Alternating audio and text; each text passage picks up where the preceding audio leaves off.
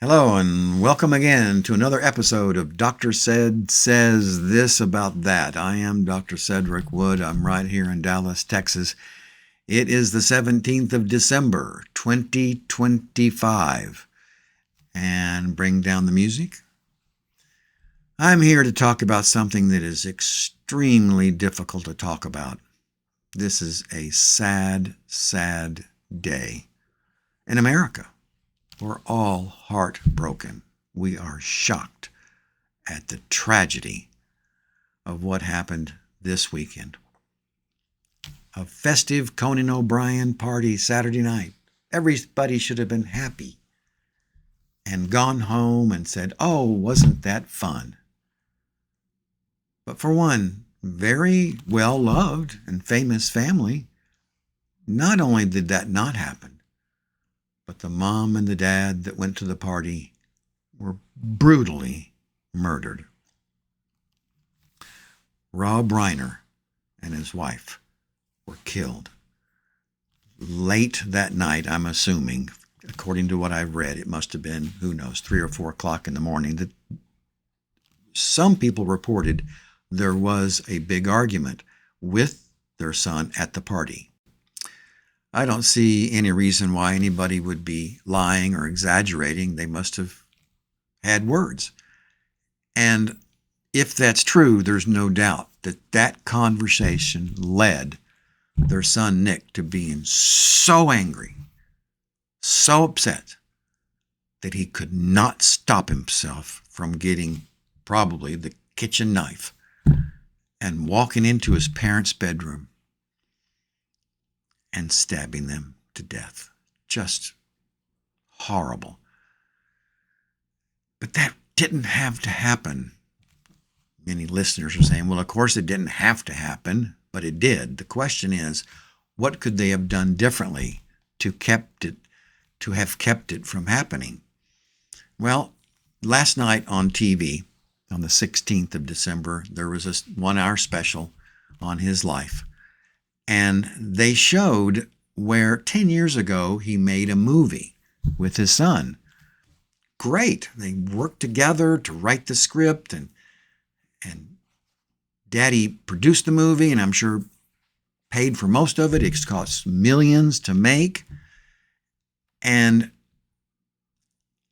in the movie, the father actor gave the son, who was using drugs, an ultimatum. Either you go back to rehab or you're going to be homeless, is what he said. And so I guess the message was, you're not going to live in the house anymore. And the story goes is that Nick tore up the guest room one time, broke things and holes in the wall and everything. So that's hard on parents when the child just won't stop misbehaving. And I'm sure they would, if they were sitting right here and right here, Rob, what did you do to work with Nick? And I'm sure, so many times the rehab, and I'm sure they probably went to see a therapist. But there was one story about how a drug rehab counselor told him you had to be tough, given the ultimatum, this or this. And Rob Reiner said, I'm not a tough guy, but I am an actor, so I thought I could act tough. And he didn't say this, but he probably thought that would help, because that is a very common attitude towards children and young adults. A whole book is called Tough Love. Well, I read the book, and some of the things I didn't quite agree with, but mostly it was a good parenting book. All the basics were there. But what may not have been there that I teach here in my office, and that is healthy communication. That's not tough. It's loving, it's kind, it's caring, it's calm, it's considerate, it's compassionate, it's collaborative, it is congenial, and it's cooperative. I call that list KC7 because I start off with kind, and then caring and calm and curious, collaborative, compassionate, all these words that are so important if you're going to create a healthy relationship. And what ego state are you in when you talk that way? You probably know it by now, the adult ego state. Not the child, not the parent, the adult ego state right there. And that's what my parents that come in to see me learn to do. Stay in the adult. I call it your A game. Stay in the A mode. What is that? Aware. Aware of what?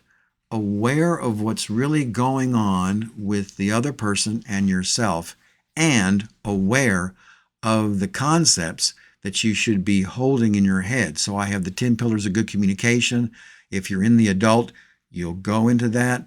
And over here, I have the 9 ego states of transactional analysis. Here's the child. Here's the 3 adult. And then on top is the 3 parent attitudes.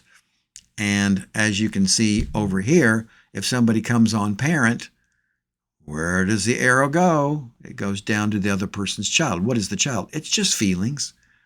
That hurts. That makes me feel small. It makes me feel disregarded. It makes me feel inadequate when you come on parent. And that had to have happened many times in the Reiner family. And that's just heartbreaking. Why didn't Rob and his wife go see a family therapist? I would have loved if they'd called me. I could have had them right here on this camera I'm using. I could have gone over my techniques here, and they would have learned how to control their ego and open their hearts and minds to what was going on inside of Nick's heart, his soul, his mind, his psyche that was so troubled, clearly troubled and unhappy. What happened when he was 5, when he was 10, even before he had used a single drug? What was going on that was making him feel so inadequate and less than? His sense of self was not strong. His self-esteem was not high. And so the way he decided to deal with it was drug use. Probably 14, 15, 16 years old, and he just couldn't stop because it made him feel good. You know, I'm not validating drug use when I say I get it. You feel terrible. You feel empty inside. There's no joy in your life. But you do the drug and you come alive. John Bradshaw, I've got his books right over there. He said he would drink and he would become the life of the party. He could laugh. He could talk to the pretty girls. He could dance. So, of course, he used alcohol over and over again. So that's why he used the drugs over and over again. They work to help you feel better.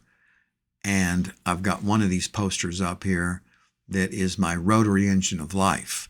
And I was inspired by Maslow's hierarchy of needs.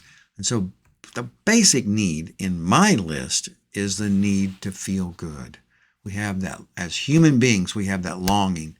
I want to feel good, or at least I want to feel better than what I do. I want to feel peace and love and calm and creative and excited and driven to get things done. And so often human beings don't feel that way. I don't feel that way some of the time. I'm so thankful that I didn't get into drugs like Nick Reiner did, because that was not good for him, his brain, and then it destroyed his healthy family relationships. I wish they'd gone to see a family therapist. I think it would have really helped, and I know I'm going to take a big step here, a big assumption, but I'm going to guess they'd be alive today. Because if they really got into an argument the night before, that means they came down on him. You see that arrow right there? Parent down to child. They came down on him, and that hurt and frustrated him and made him angry. Because you see the arrow, how then that person swings up to their parent, which is usually just, you can't tell me what to do. Stop yelling at me. You don't know how I feel. And then I have my 9 ego states, and I stopped it with number 9 here, that is the egopathic.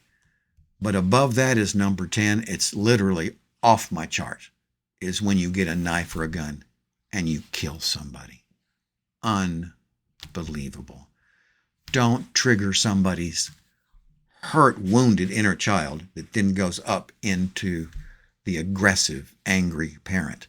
I would have taught this to Mr. and Mrs. Reiner if they'd just come to see me. If you're struggling with your spouse, your child, your parents, your siblings, and it's just not working out, there's a place you can go to get the help you need, and it's right here in this room. I'm here for you.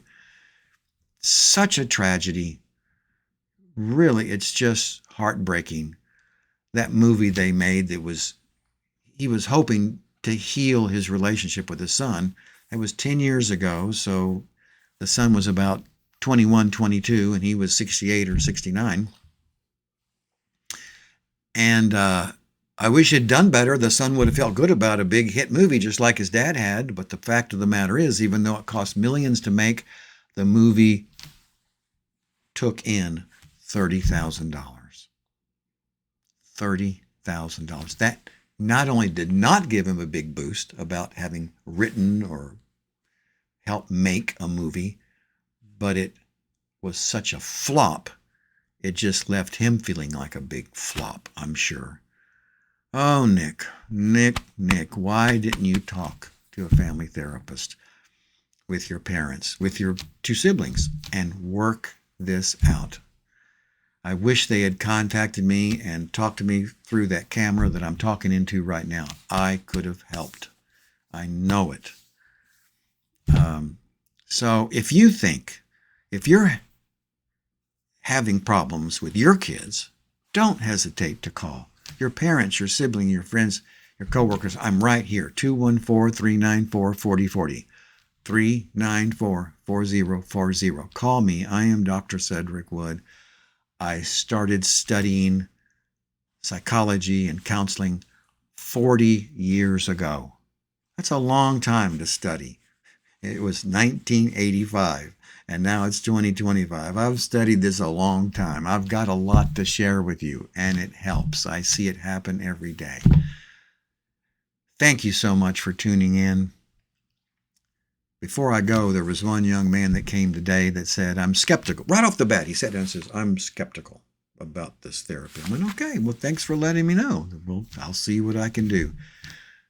In the middle of the session, and as he walked out the door, he said, I'm no longer skeptical.